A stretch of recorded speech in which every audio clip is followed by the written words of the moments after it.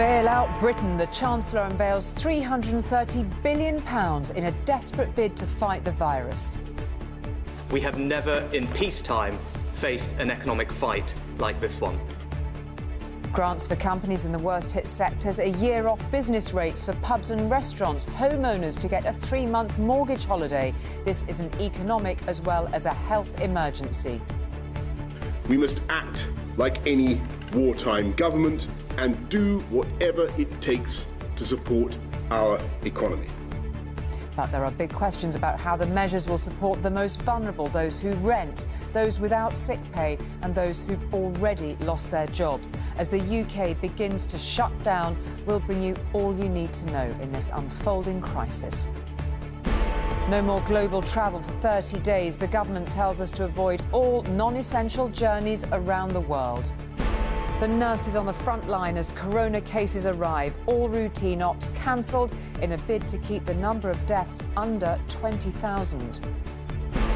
Day 5 of isolation and I'm a lot better. Voices of hope, those who've recovered, tell us of how they got over COVID-19 with time and support of neighbours. And the other big story tonight, guilty of murder, Hashim Abedi, who helped his brother kill 22 and injure hundreds in the Manchester Arena bombing.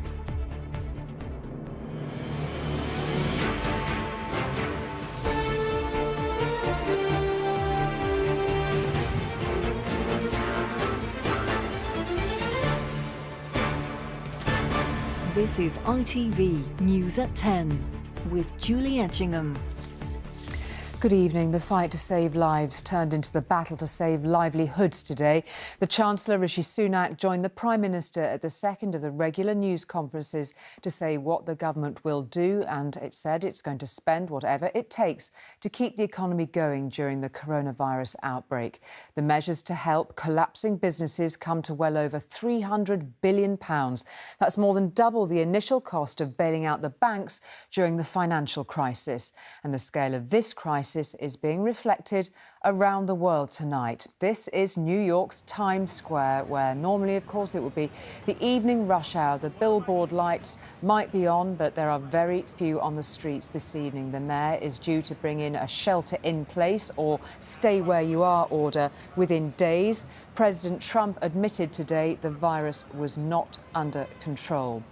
Over in Paris, the Eiffel Tower in the distance looks down on empty streets. France went into lockdown at midday, requiring people to stay at home except for essential outings. Police were told to ask people for paperwork to explain why they were out. And in the heart of London's West End, the entertainment pulse of the capital, the theatres might be lit up on the outside, but they are dark inside. Pavements which would normally be crowded with theatre-goers heading home or heading for a late drink are quiet. Theatreland, like businesses across Britain, needs help and fast. London at lunchtime today, like no one has seen it, perhaps, since the 1950s.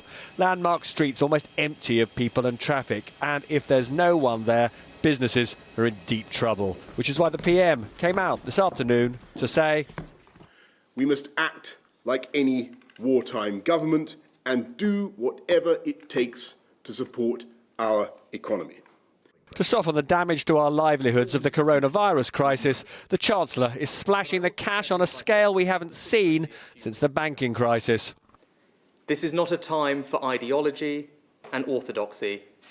This is a time to be bold, a time for courage. I want to reassure every British citizen, this government will give you all the tools you need to get through this. The latest instalment of the emergency economic rescue package has two big elements. Up to £330 billion of loans to businesses, guaranteed by all of us, taxpayers, and a further £20 billion will be spent on business rates relief and grants of either £10,000 or £25,000. Other announcements were an agreement with mortgage lenders to give 3-month payment holidays to borrowers whose income collapses and assurances to pubs and restaurants that they will be able to claim on their insurance policies for the costs of this massive blow to their revenues.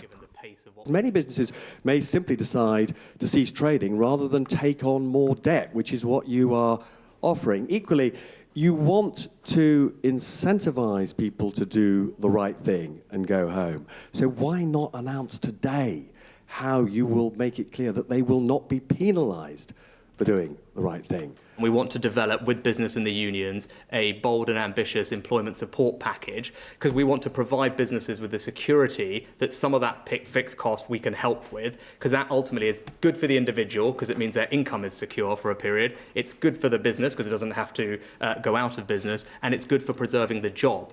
Now, Labour is supporting the bailout, but people are being laid off today. They're going home. Their families will be worried about what income, what wages they will have, what support they'll have if they're sick, what sick pay they'll have. The Chancellor hasn't addressed that today. But he insists some of the rescue is in our own hands. The more scrupulously we can follow the scientific advice that we've been given, the better we will be able to protect our NHS, the more lives we will be able to save, and the quicker we will get through this experience, and the more strongly our economy will bounce back. But in the meantime, as you'll have gathered this afternoon, we are going to do whatever it takes. Thank you all very much. In this new UK of limited and restricted socialising, we're seeing much more of the Prime Minister, which he hopes makes us feel less anxious. Robert Peston, News at 10. Well, the loans and temporary suspension of business rates got a thumbs up from business leaders. Most think it might be enough to stop companies going bust as long as the measures come through quickly. Help for workers with mortgages was well received too, but there is concern that there is nothing to help people who rent. The Tudor Farmhouse Hotel offers boutique luxury in the Forest of Dean, and there's currently plenty of room. Bookings have slumped, and when the phone rings, it's usually to cancel. The owners have begun to let staff go. The government is offering them support in the form of loans and a business rates holiday that will save this business £33,000 in the next year. I don't think they're enough for us. Whilst the loan is welcome, I feel that it puts the onus on employers to rack up huge amounts of debt in order to sustain our team here. Around the UK, high streets are going into hibernation. Footfall is thinning as restrictions to contain the virus start to bite. This hairdresser is trying to remain open. I'll cancel that appointment for you then. But the cancellations keep coming. The worst case scenario will be half the businesses on the high street will be completely shut. And would they come back after? We're not sure. Activity everywhere is slowing. Nissan is mothballing its factory in Sunderland, which employs 6,000 people. Gatwick Airport laid off 200 staff as flight schedules continue to wind down. Odeon, View and Cineworld are closing their UK cinemas. From tomorrow, there'll be no eating in at McDonald's, only takeaways. And Laura Ashley, which was already struggling, has gone into administration. Businesses in every sector of the economy are asking the government for help. These measures are going to prevent a lot of businesses from failing. It probably won't save them all, however, so what we really need to make sure is that there's a lot of money there, it's spent in the right place, and that everyone's jobs are kept. So we really want to make sure that self-employed people in particular get some work in the future, and for that they need more support than is currently available. Businesses will be able to take out bank loans underwritten by the taxpayer. If they aren't repaid, the government will pick up most of the bill. Borrowing and our national debt could jump significantly. But as one economist put it today, now is not the time to be squeamish. The more serious this is, the more blunderbuss you have to be in the approach. You know, in an ideal world, yes, you'd have people, intricately looking at, is this business fundamental, is this a solvent, is this a liquid, etc. The bigger it gets, when the fire is large enough, you just spray the water on it and worry about it later. COVID-19 and the actions to contain it are forcing businesses to close. The emergency measures announced today are designed to ensure that at some point those businesses can reopen. And Joel is overlooking the city tonight. Joel, so has the Chancellor just saved the economy, or even with those enormous sums, is it just simply unknowable, do you think? Well, look, a recession, I think, of an unknowable scale looks more or less unavoidable now. In fact, the Chancellor more or less said as much earlier. He said, we have never in peacetime faced an economic fight like this one. Now, the measures he's announced today are widely regarded by the businesses I've been speaking to this evening as being really well designed and perfectly sensible, a really good concerted attempt to try and protect both businesses and workers from what happens next. And they are in many ways an extension of the measures he announced in the budget last week. They involve taxpayer-backed loans, tax cuts, and of course cash handouts in certain circumstances. Businesses will be getting a cheque in the post, but the scale is absolutely of a different quantum. If you think last budget, it was what, a week ago, less than a week ago, Rishi Sunak was saying there'd be £12 billion of support. Tonight there's £350 billion up to of support. Will it be enough? No, almost certainly not. I think you're going to see there's not much in this for the self-employed, 5 million of them. I think any manufacturer will be wondering why business rates relief doesn't extend to them. There's nothing in this really for renters. I mean, they're a vulnerable, low-income part of the economy. So the Chancellor says he'll do everything it takes to save the economy, whatever happens next, and I think it's going to take more than he's already pledged, even though it's extraordinary scale. OK, Joel, thank you very much indeed for that. Well, Robert is alongside me now in the studio. It is astonishing to think that the budget isn't even a week ago yet. Some further developments on new legislation to deal with this outbreak tonight, Robert. Yeah, that's right. So we've got the detail of the coronavirus bill. You know, the Prime Minister's always talking about how it feels like wartime and the powers that he needs to get us through this. Well, my goodness, this feels like a wartime piece of legislation. And it's really all about protecting us as and when up to a fifth of the workforce, the government's estimates, become ill. So there are powers to completely close the borders if we haven't got enough border force guards. There are powers to detain those suspected of being terrorists or a threat to our security for much longer without review than is currently the case. There are slightly grim powers to give the ability of local authorities to take over things like funeral directors and crematoria to speed through burials and dealing with the dead with dignity, in the words of this bill, but on much bigger scale.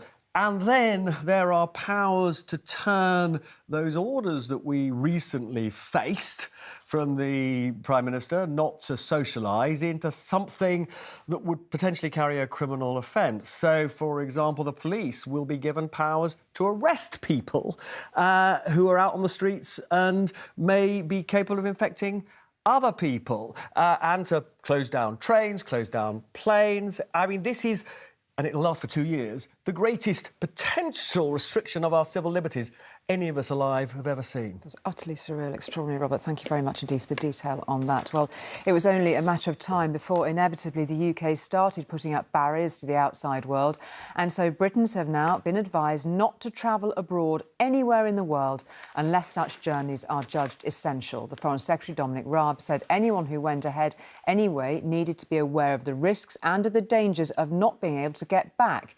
International freight for food, though, will count as essential. Europe's problems are piling up.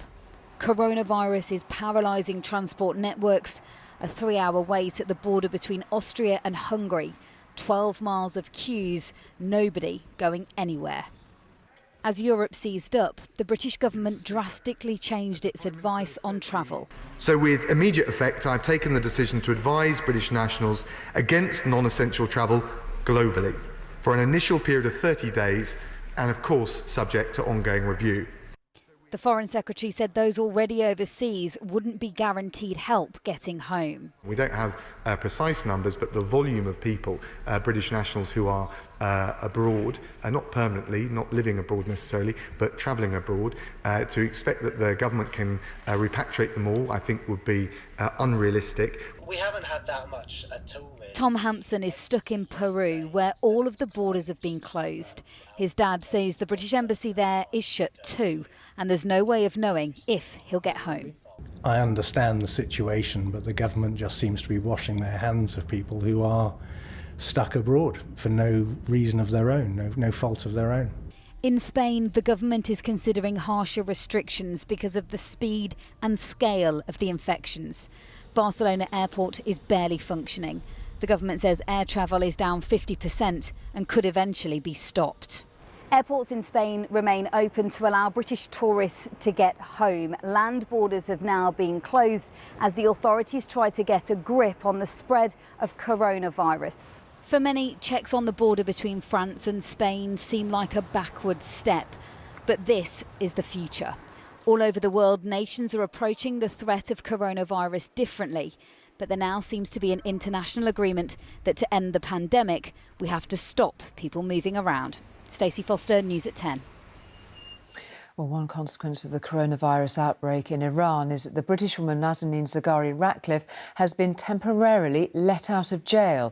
This is Nazanin today. She and more than 80,000 other prisoners have been freed to try to curb the spread. She's allowed to stay at her parents' house for 2 weeks wearing an ankle tag. Well, to the latest plans to fight the virus at home now, and all routine NHS operations in England have been suspended to try to free up an extra 30,000 hospital beds ready for when they're needed for the coronavirus patients. Today, the number of those who've died rose to 71. The government's chief scientific advisor said that if the new isolation measures could limit the number of deaths to 20,000, that would be what he called a good outcome. The number of people who have tested positive so far, the confirmed cases, jumped by more than 400 to 1,950. And yet, the scientists say there could actually be around 55,000 cases out there. The head of the NHS says with existing, hired and soon to be acquired ventilators, hospitals would have nearly 12,000. Whether that is enough or not depends on the public response to government warnings. These specialist nurses are treating their first suspected coronavirus patients here. Not normally used for emergency care, this is a children's ward. It's been cleared to free up space. After spending just 20 minutes on the ward, a potential COVID-19 case arrives. We've got a blue call coming in. COVID. A blue call is coming in, warns the nurse. This is the reality of working on the front line and managing huge numbers of patients. As staff prepare for their next admission, the government scientific advisor was telling a committee of MPs 55,000 of us could have the virus already, and they're doing everything to limit the number of deaths. So if we can get this down to numbers 20,000 and below, that's a good outcome in terms of where we would hope to get to with this outbreak. But I mean, it's still horrible. I mean, that's still an enormous number of deaths, and it's an enormous pressure on the health service. In order to relieve that pressure, the head of the NHS announced unprecedented measures to free up 30,000 beds. We are suspending elective non-urgent surgery with an assumption that that will be suspended everywhere from 15th of April at the latest for at least 3 months, but with discretion for hospitals to take action earlier if they need it. The chair of the committee then read a letter from a hospital doctor describing the shortage of personal protection equipment. It's absolute carnage in A&E, utter chaos. We don't have any proper PPE. We've been given paper masks, not the gowns, not the FFP3 masks we need, and not everyone even gets those. I'm in shock. I feel like we're being thrown to the wolves here. Some of us are going to die.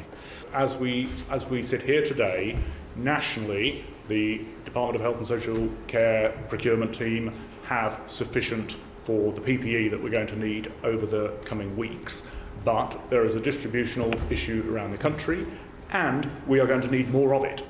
They will also need more ventilators to fill these makeshift emergency wards. There are plans to increase the amount of vital equipment to 12,000, but right now those working in hospitals are extremely worried about the sudden ramp-up of resources. If you're trying to do that and you need to upskill people very quickly, what we're looking for is very clear guidelines from the government on how that's going to happen, because without that, it's just contributing to an overall level of anxiety. There was some guidance from advisers today as the government responded to claims ibuprofen could worsen the effects of the virus. It may or may not be right, I don't know, but the sensible thing to do, I think, would be to say, well, don't take it at the moment, take something else, paracetamol or something. Desperate measures are now in place to try and allay anxiety in the health service. This children's ward is ready to take critical patients in what some may say are desperate times. Emily Morgan, News at 10. Well, the advice for the over 70s to reduce their contact with the outside world is being taken to heart by the Queen and her advisers. She'll be starting her Easter break at Windsor a week early and will stay there longer than normal. She'll leave Buckingham Palace on Thursday. Her spring garden parties have been postponed. And the Church of England has suspended regular services until further notice, as has the largest strand of Judaism in the country at all 120 of its synagogues. The church said it hoped to keep its buildings open for private prayer, and weddings and funerals would still go ahead. Well, as large parts of our national life are cancelled to try to restrict physical symptoms, China is now assessing the mental stresses of isolation and lack of contact. In the city of Wuhan, people have been living heavily restricted lives for 2 months now. Researchers on a hotline say people's moods and well-being have been affected by the pain of separation. The parents of Xiao Shiliu had to wait 40 days for this precious moment to hold their child. They were both infected with COVID-19 when he was born in Wuhan on February the 3rd, and they have just been released from quarantine. China's extreme quarantine measures and citywide lockdowns have separated millions of families and forced millions more to live under one roof for weeks on end. 600 helplines have been set up to provide psychological support to those stuck at home across the country. Xin Rui is one of over 300 volunteer counsellors fielding calls in Beijing.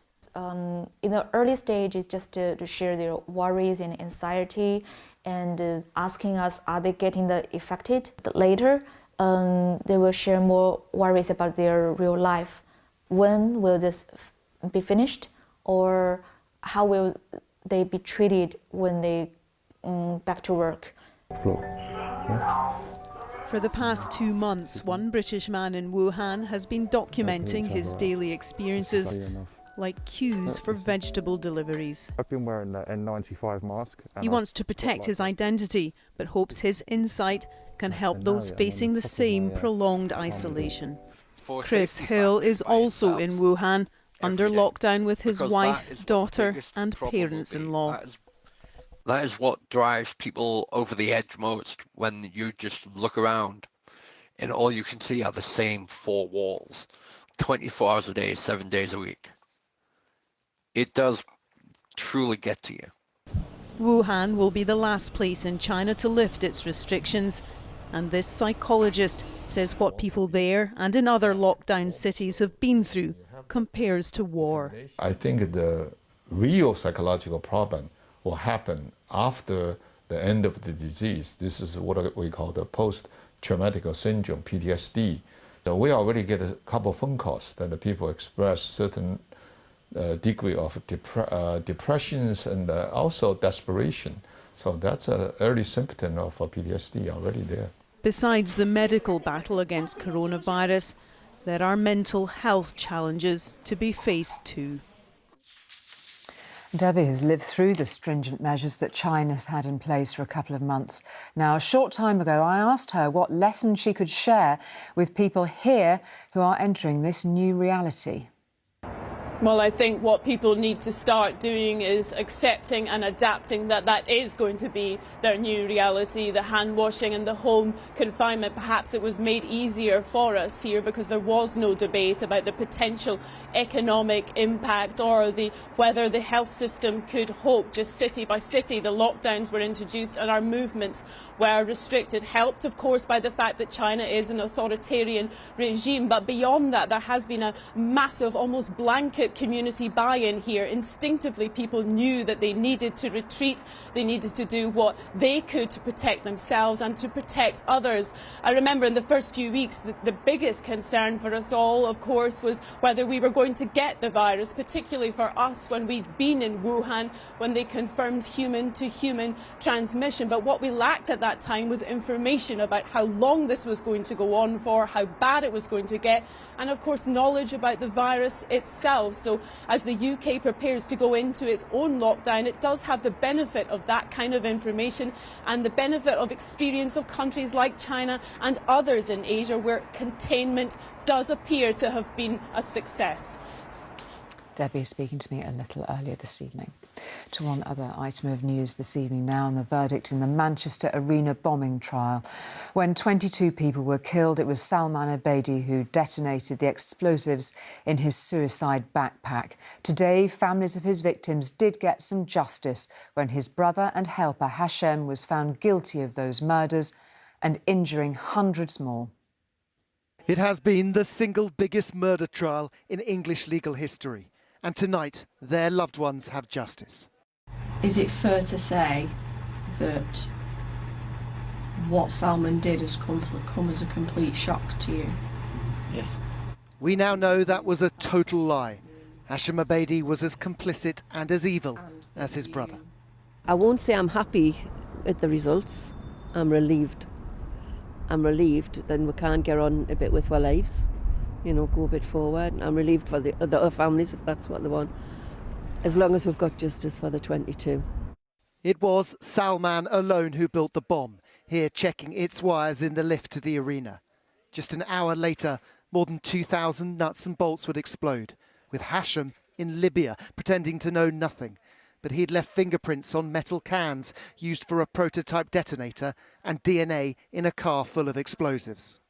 We may never know if Hashem Abedi was aware exactly of what his brother Salman was about to do as he got off a tram, walked down here and headed into the foyer of the Manchester Arena. From different continents, though, they had the same goal, to murder as many people as possible. One of those killed was an off-duty police officer, Elaine McIver. Her partner, Paul, was also badly injured. Hopefully he'll serve a very long time in prison. But to my life, my everyday, what I'm going through, what I'll continue to go through, that has no impact on me. Abedi has never shown any remorse or explained why. He will be sentenced at a later date. Richard Pallo, ITV News. And back to the virus now, and there have been yet more warnings today about how dangerous it can be. But government advisers have also been keen to remind us that for most of those who catch it, it is only a mild illness. And there are people who've had it and who are happy to prove the point. Day 5 of isolation, and I'm a lot better. Hannah Fisher has almost recovered. She filmed herself and her 2 daughters at home in Reading, where they're self-isolating. My youngest just having a little bit of quiet time. She is suffering from chickenpox. Although she hasn't been tested, Hannah's certain that this was COVID-19. It's kind of quite a sore feeling sort of down the windpipe, bit of a burning sensation, a horrible deep dry cough, and just feeling really tired, can't really do very much. Husband Dan is also in bed, and Hannah worries they may have unwittingly spread the virus. I may well have passed it on to other people without even knowing it, knowing I had it. I do feel a little bit guilty, but you can't feel too guilty about it because it's a pandemic. 72-year-old Roger Borgin is the town crier in Exmouth. Despite acute corona symptoms, he is now recovering. 2 days ago, I nearly lost me. I was just very ill. And I'm not very ill now, which is amazing. GP Claire Garada was one of the first to share details of the illness, hoping to dispel some of the fear. You know, I'm a normal 60-year-old. As a normal 60-year-old, my body, which has never seen this virus before, ever, nevertheless, has fought it. As the Fisher family discovered, food parcels and other acts of kindness keep you going, favours they hope to repay in the coming months. Juliet Bremner, News at 10. So some voices of hope there. And finally, a ban on gatherings in the Republic of Ireland meant no organised St Patrick's Day celebrations to speak of, but that hasn't stopped some family fun away from the crowds, of course. Down on this farm, there was a mini parade, something to occupy the children who are off school, of course, and a chance to show off their animals. Those too young to understand about the virus weren't too young to enjoy the fun. And the pipe bands might have been missing, but the music was there. So was the dancing, as you can see. It's St Patrick's Day they probably won't forget. And nor will many of us, I suspect. That is News at 10 for tonight. From all of us, stay well. We'll see you tomorrow. Good night.